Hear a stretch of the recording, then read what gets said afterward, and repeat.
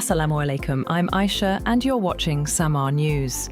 Here are today's headlines.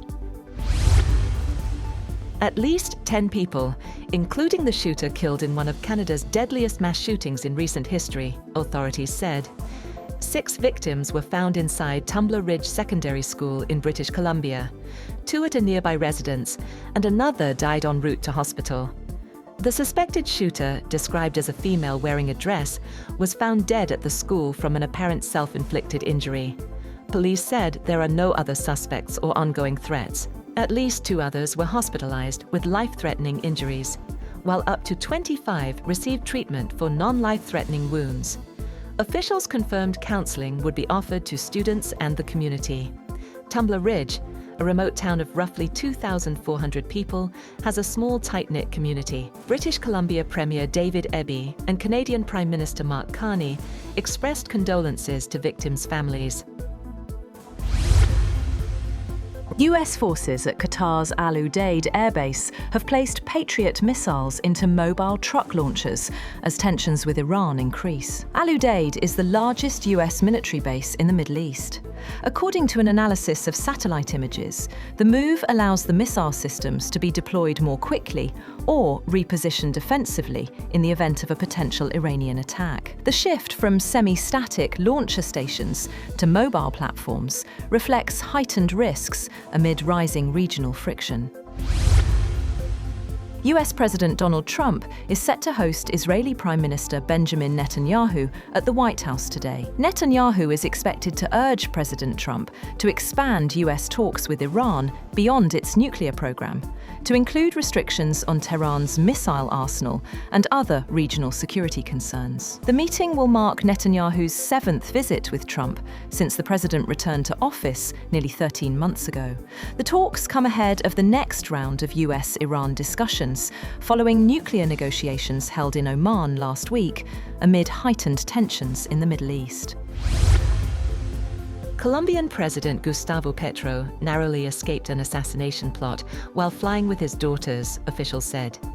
His helicopter was unable to land as planned due to threats from drug traffickers, forcing the aircraft to remain over open waters before safely reaching an alternate location with naval support.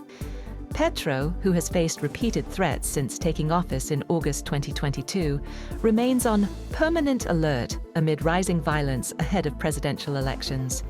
The assassination attempt coincided with the kidnapping of Senator Ada Quilquio in Coca. She and her bodyguards were safely released. Israeli Prime Minister Benjamin Netanyahu says he is heading to the United States for talks with President Donald Trump, marking his 7th visit since Trump began his 2nd term. Speaking at Ben Gurion Airport, Netanyahu described the relationship between Israel and the United States as uniquely close and unprecedented, both at the personal and state level. He said discussions during the visit will focus on Gaza, broader regional issues, and above all, negotiations with Iran. Netanyahu said he would present Israel's views on key principles guiding the talks, which he said are vital not only for Israel, but for peace and security across the Middle East. Indonesia says a proposed multinational peacekeeping force for Gaza could number around 20,000 troops. President Prabowo Subianto's spokesman said Indonesia could contribute up to 8,000 personnel, though no terms of deployment or areas of operation have yet been agreed. Indonesia has previously said it is ready to commit forces, but is awaiting clarity on the mandate of the proposed mission. President Prabowo has also been invited to Washington later this month for his first meeting of US President Donald Trump's Board of Peace. A White House official reiterates President Donald Trump's opposition to Israel annexing the West Bank, saying a stable West Bank is vital for Israel's security and the broader peace process. The statement comes after Israeli far-right ministers announced measures expanding control over settlements and religious sites, including Hebron and Rachel's tomb. The actions have drawn condemnation from 8 Muslim-majority countries, the United Nations and European nations, which called the moves illegal and destabilizing. Israel's measures, defended by Minister Bezalel Smotrich, have raised concerns over renewed violence and the undermining of a two-state solution. President Donald Trump has threatened to block the opening of a new Canada-built bridge unless the United States is fully compensated. He has demanded at least half ownership of the Gordie Howe International Bridge, accusing Canada of unfair treatment.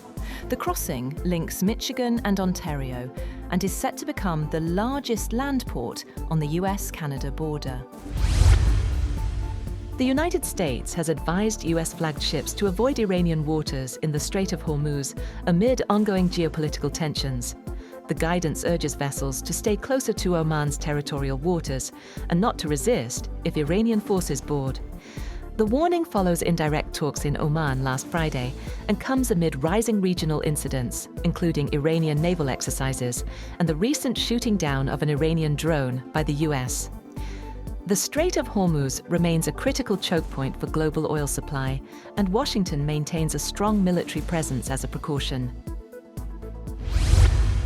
That's all for now. For more updates, visit www.samaa.tv. Thank you for watching Samaa News.